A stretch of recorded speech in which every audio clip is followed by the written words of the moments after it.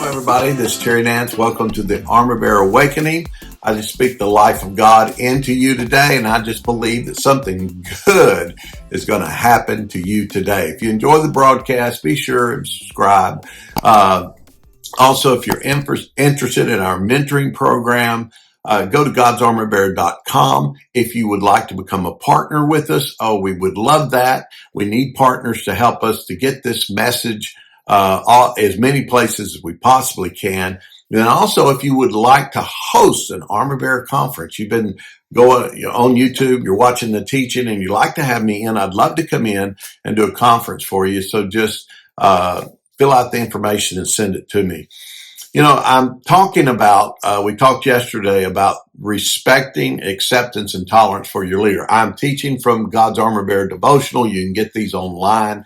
I encourage you to get this. It's a daily devotional.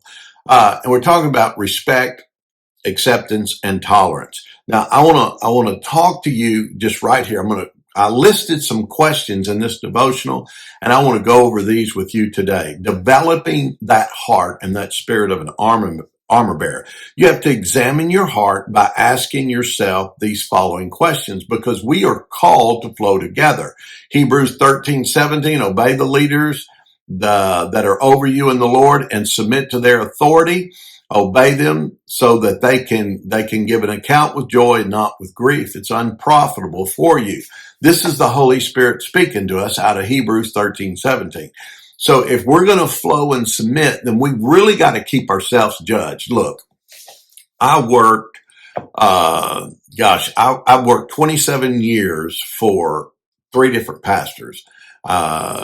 Two, I worked for 4 years, 2 at a time. And then I worked for 23 years in Agape Church. And I was the senior associate, missions director.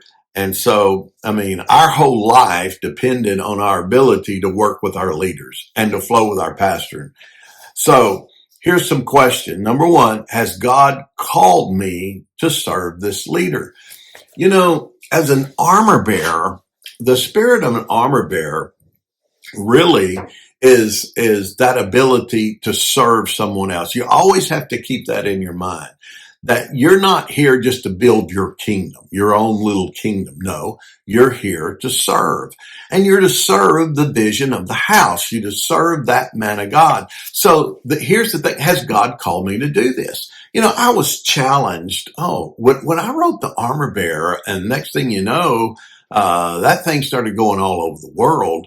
I started getting phone calls. I was getting invitations. I was all kind of things. And I had to examine my heart. I had to get alone. I had to examine exactly what God had called me to do. Had God called me to serve there? So because I knew that calling was on me, I couldn't just start taking these invitations. I had to submit everything to the leaders. And so in that, this is why I asked this question: has God called you to serve your leader? So if you know that you're called, then in that, yes, there's going to be challenges. You're going to want to do things a certain way. Others they're going to want you to do it this way. And so the question is really, who are you going to submit to? Now, this is not,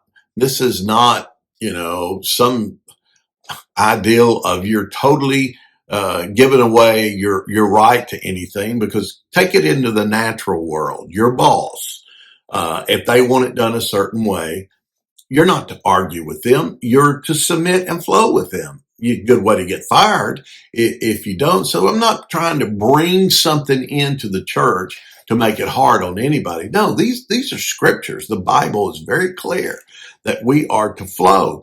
Now, I'm not going to submit to someone who asks me to do something that violates the scriptures. You have a higher authority.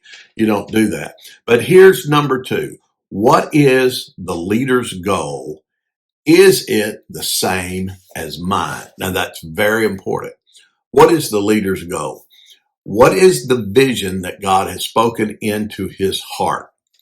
In that, is that your goal? We had a vision to reach the world. That was part to be a spiritual production center, minister life, city, state, nation, and world. It was really simple. That was a mission statement. So we wanted to minister life, city, state, and nation. So my calling was to produce that part of the nation vision. And so within that, I had, I took that on, and this is what I want to explain to you.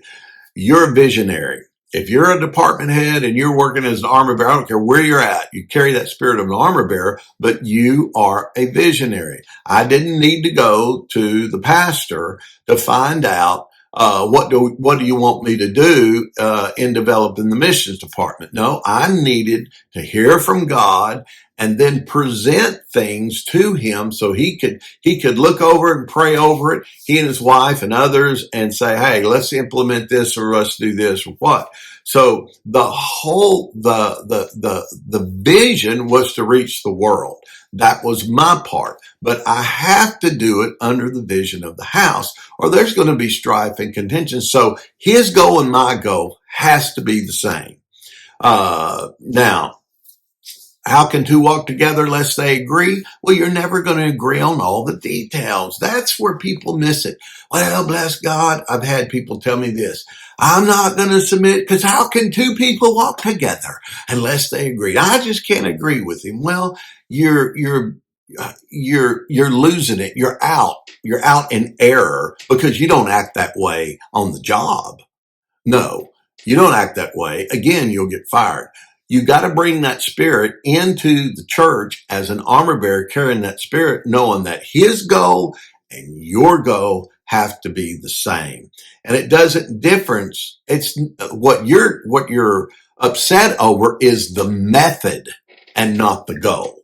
And you've got to stop that. You can't get mixed up in the method of reaching the goal.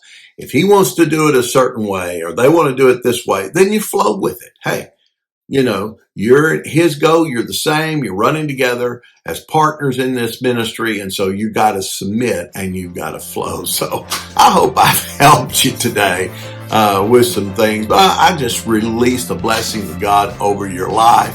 And again, something good's going to happen to you. You have a blessed day.